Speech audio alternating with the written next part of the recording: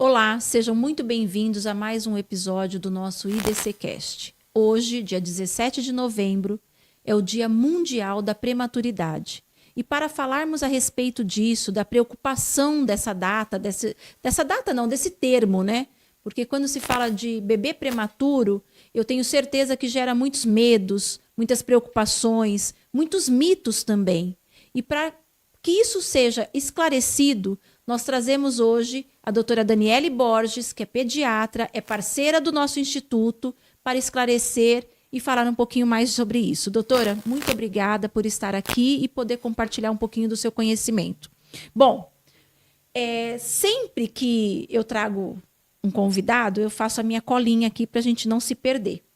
Então, para começar, né, o nosso bate-papo, o que é considerado um bebê prematuro? Quando a gente considera que o bebê é prematuro e quais são os níveis de prematuridade que existe?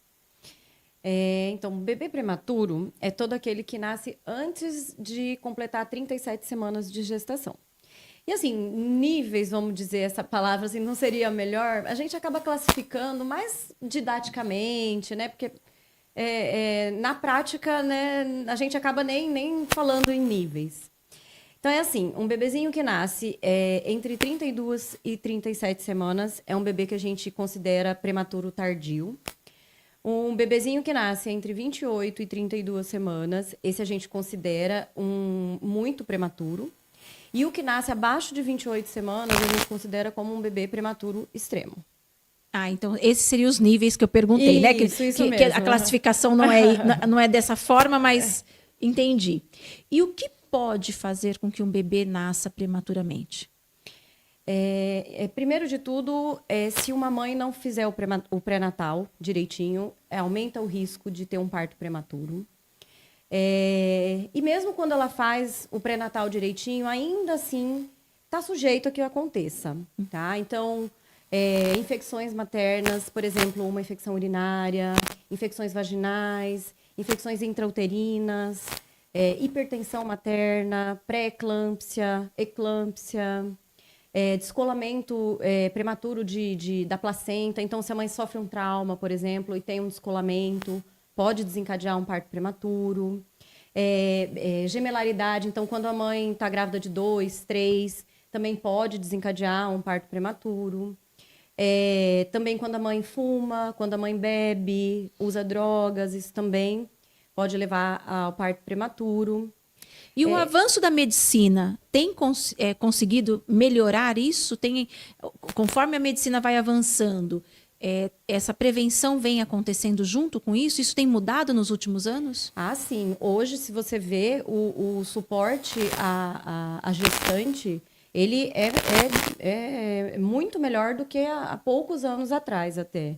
Então, assim, a partir do momento que a mãe descobre que tá grávida, ou até, na verdade, hoje em dia, as pessoas se preparam antes de estar grávida para que tudo corra bem durante a gestação até o momento do bebê nascer. Mas, assim, a medicina evoluiu muito. Não só no pré-natal, que hoje é um pré-natal muito completo, né? Mas também, assim, dentro das UTIs neonatais assim, os equipamentos mesmo de cuidado dos bebezinhos recém-nascidos. E o conhecimento que a gente vai adquirindo com o passar do tempo, com o estudo mesmo, de como que funciona esse corpinho prematuro, né? Que não é como um bebezinho que nasce a termo. Então, assim, melhorou muito, muito mesmo. Falando já desse cuidado, quais são os desafios que o bebê tem, assim, logo nos primeiros momentos de vida, nas primeiras semanas de vida? Quais são os maiores desafios e os maiores cuidados que a gente tem que ter com isso? Bem, o primeiro desafio desse bebê é respirar, né? Porque quanto mais prematuro ele for, mais imaturo é o pulmãozinho dele e mais difícil vai ser para ele respirar. Então, é o primeiro desafio dele. Né? Então, às vezes, o bebezinho já sai da sala de parto com suporte de oxigênio, com CPAP, que é um aparelhinho que ajuda a respirar, ou às vezes até entubado já para UTI. Outra dificuldade que eles têm é com a regulação corporal, porque os bebezinhos prematuros eles não têm uma boa regulação de temperatura corporal. né? Então, eles precisam ficar dentro das incubadoras, eles têm maior risco de infecções. Primeiro porque eles têm mesmo um sistema imunológico mais frágil e é um bebê muito manipulado, né? Então, acaba que o risco de infecções são muito maiores. E, além disso, a gente sabe que conforme vai se seguindo, né? Que o bebê vai passando os dias na UTI. Então, ele pode desenvolver, dependendo do grau de prematuridade dele. Então, se for um bebê que nasceu lá de 26 semanas, por exemplo, você pensa, as veinhas, as artérias dele são muito pequenininhas. Então, ele tem um risco maior de ter hemorragia cerebral. E isso pode levar a um dano, né, neurológico. Então, assim, desafios neurológicos. Essas mesmas artériazinhas pequenininhas do olho, por exemplo. Então, é muito comum a gente ver um bebezinho muito prematuro ter uma doença que chama retinopatia da prematuridade, que são vasinhos que também rompem e o bebezinho também pode ter problema de visão ou até, dependendo do grau, ter cegueira. É muito complexo, né? É muito complexo. Eu sei que você já trabalhou por um período na sala de parto. Sim. E por ser um assunto tão complexo, como que é esse acompanhamento na sala de parto, a questão da presença de algum familiar, do pai, inclusive, no nascimento de um prematuro? Então, hoje, por lei, né, a mãe tem direito a um acompanhante durante o nascimento do bebê. Durante todo, se for um parto normal, então durante todo o trabalho de parto, ela tem direito a ter um acompanhante. Ela pode escolher se vai ser o marido, se vai ser a mãe dela, né? E isso aí é importante já para... Você pensa, a gente quando a família fica gestante, né? Porque não é só a mãe que fica gestante. Quando a família fica gestante, ela projeta um bebê perfeito, né? A gente sempre imagina que tudo vai dar certo, que tudo vai sair bem. E, de repente, isso acontece. Então, é uma família que foi pega de surpresa. É uma família que não estava esperando passar por aquilo. Então, é uma família que está com medo. É uma família que se sente culpada por aquilo. Então, assim, a presença de uma pessoa da família junto com a mãe nesse momento acaba que acolhe, dá mais segurança, né?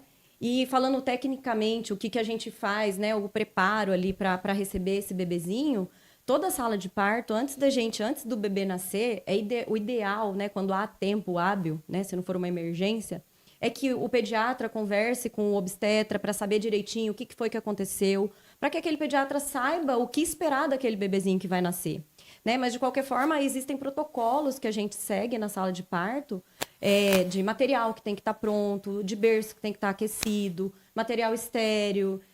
Então, se é um bebezinho prematuro, então a gente tem algumas coisinhas a mais, como ele tem dificuldade de regulação corporal, então a gente usa um saquinho plástico para embrulhar ele, para ele não perder calor, touquinha para colocar na cabecinha, né? E fora a questão técnica mesmo, de material de intubação, né? E assim vai. E falando de família, o papel da família é muito importante no desenvolvimento desse bebê, né? Sim, é fundamental. Hoje, a gente prioriza que a mãe fique na UTI neonatal com esse bebê o máximo que ela puder. Mesmo aquela mãezinha que o bebezinho não pode ser amamentado, né, diretamente ao seio. Mesmo assim, a gente pede que essa mãezinha fique com o bebezinho na UTI. Primeiro, para criar vínculo mesmo, né?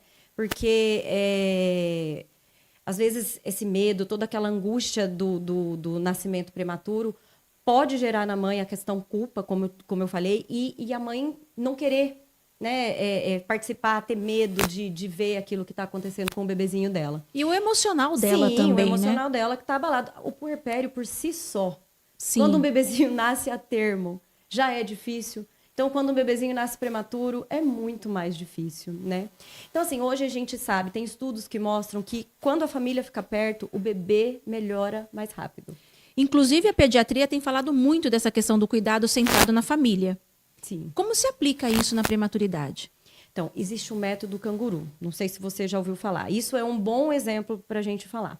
O que é isso aí? Quando o bebê está estável, né? Bebê estável é bebê que quando você mexe com ele, ele não por exemplo, não tem uma taquicardia, não tem uma queda de oxigenação. Um bebezinho que está estável.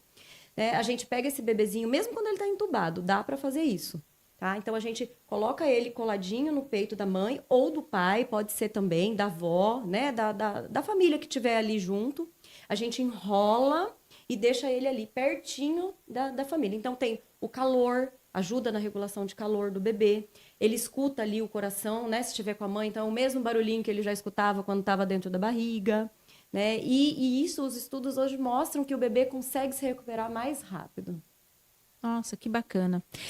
E falando agora da recuperação, vem a alta. Depois que o bebê, o prematuro, recebe a alta, quais são os cuidados, quais são as preocupações que a família, que a mãe tem que ter com essa criança?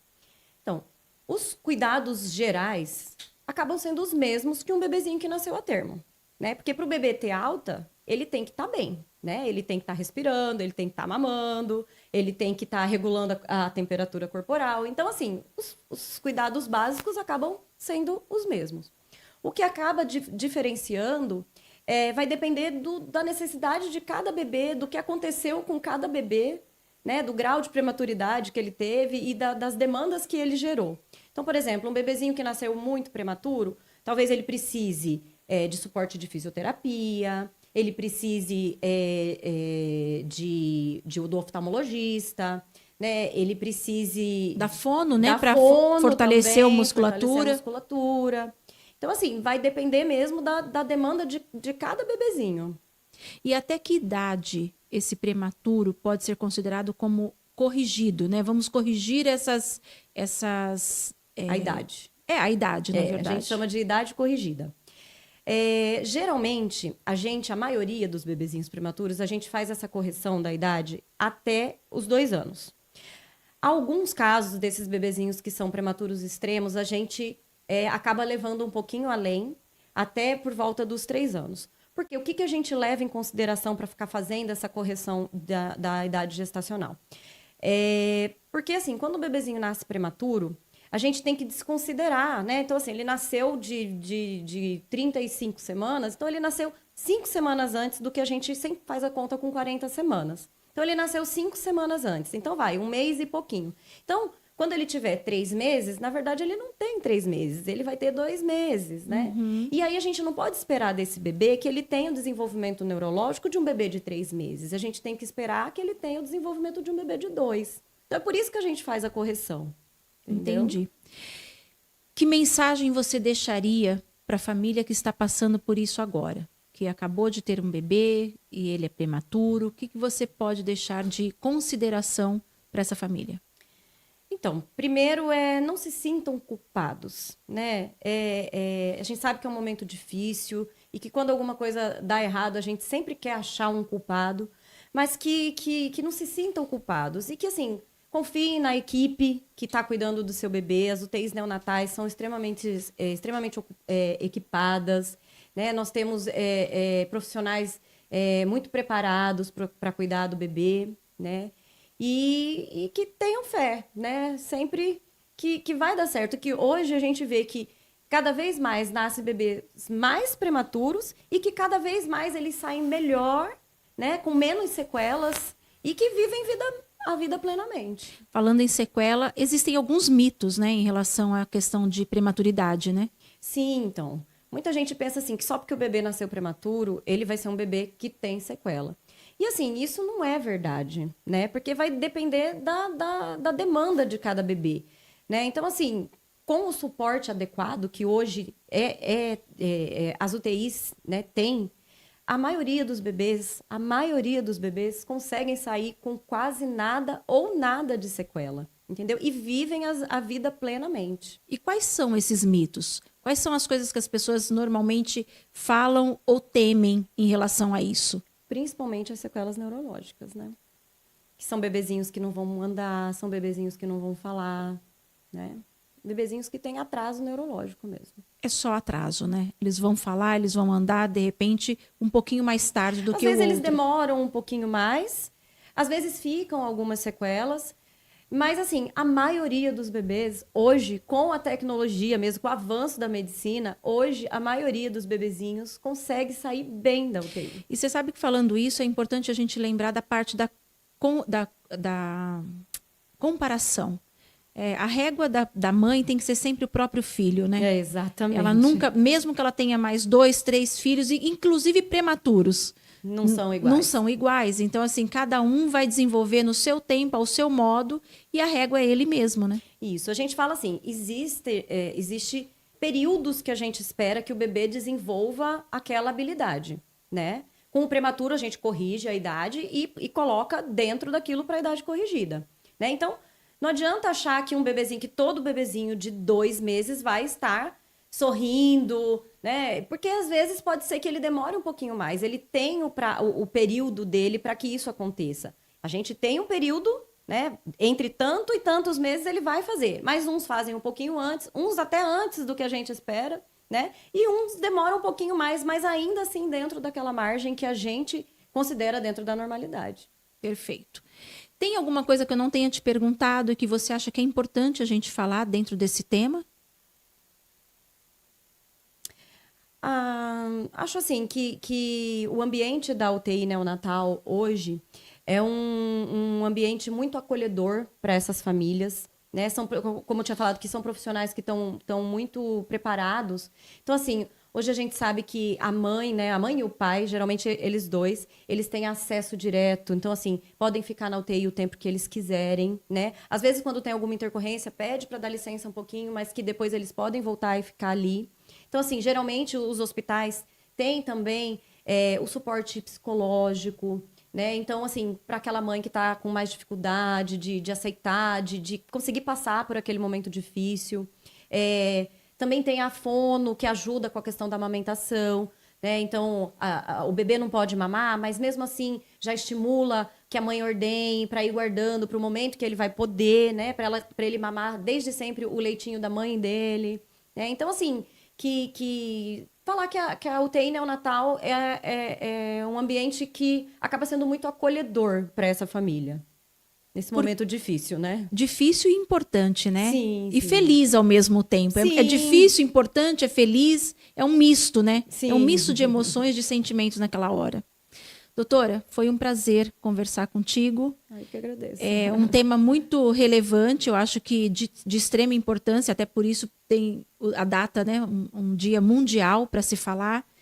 E fica o convite para próximos encontros contigo, hein? Tá Muitas certo, coisas então. virão por aí. Muito obrigada. E chegamos ao final de mais um episódio do nosso IDC Cast. Se este assunto, se esse tema fez diferença, foi relevante para você, não esqueça de compartilhar e de curtir. E até a próxima.